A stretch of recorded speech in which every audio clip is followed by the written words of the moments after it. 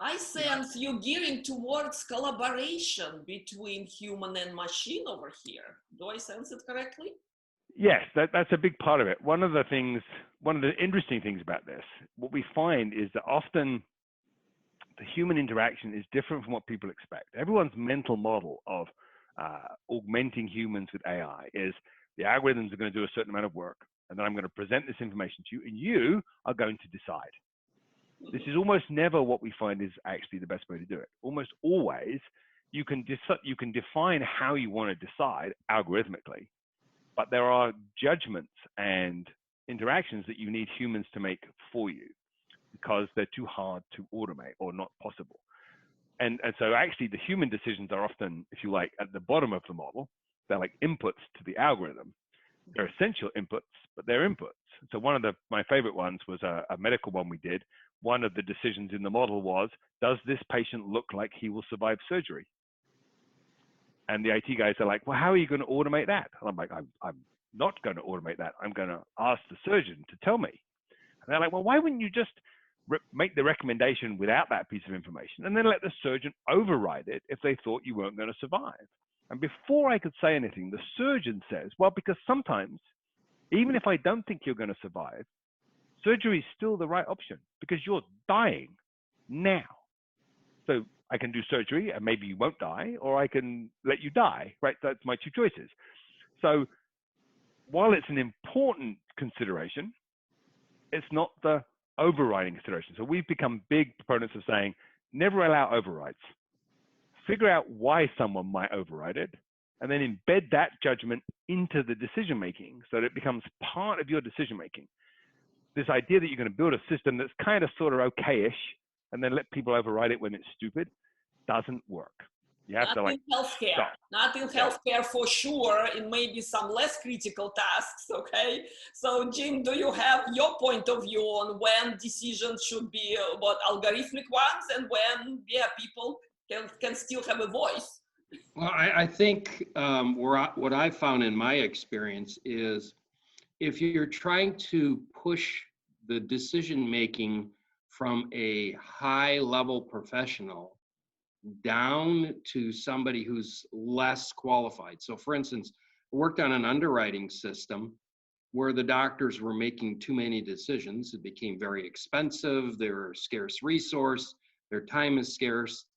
And so what we tried to do was push down to the average underwriter or maybe even a specialist underwriter. So we had situations where we knew somebody, the potential insured, had double vision.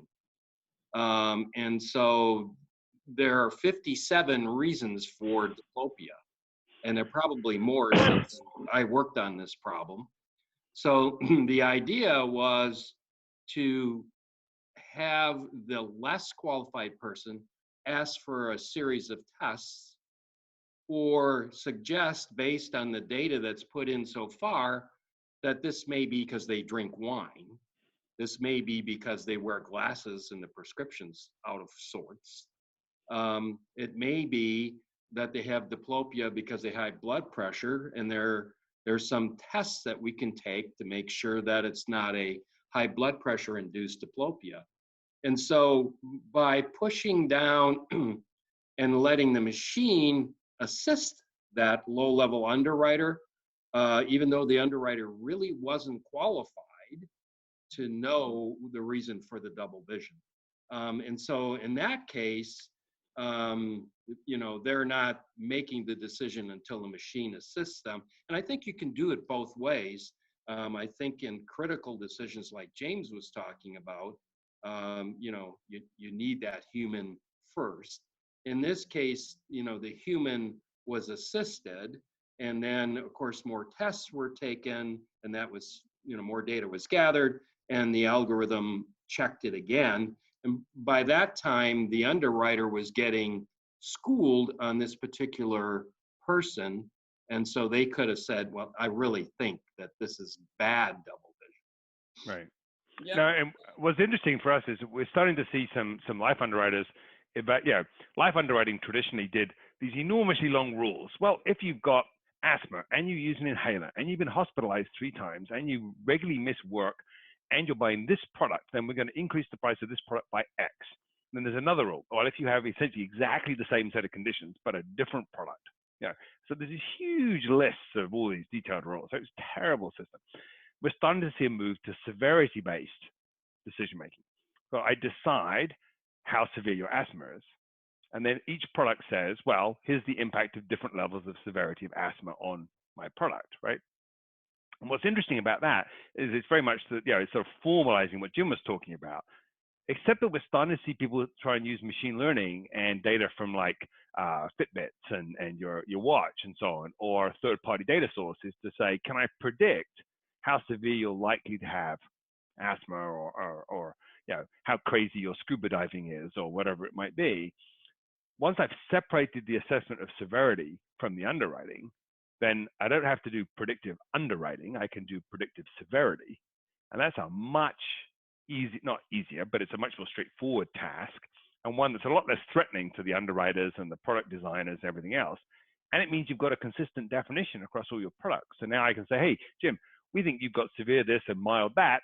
So we can't give you the product you ordered, but we now know exactly what the price would be of all the other products we have, because they all use the same definitions of severity. And so there's, you're starting to see this sort of, once you think about it a little bit more structured, then you can also start to say, well, could we use machine learning and AI to drive a different kind of interaction? And that's the other thing we found about formalizing decisions, is that it does create much more concrete ways to identify the machine learning and AI that will help you.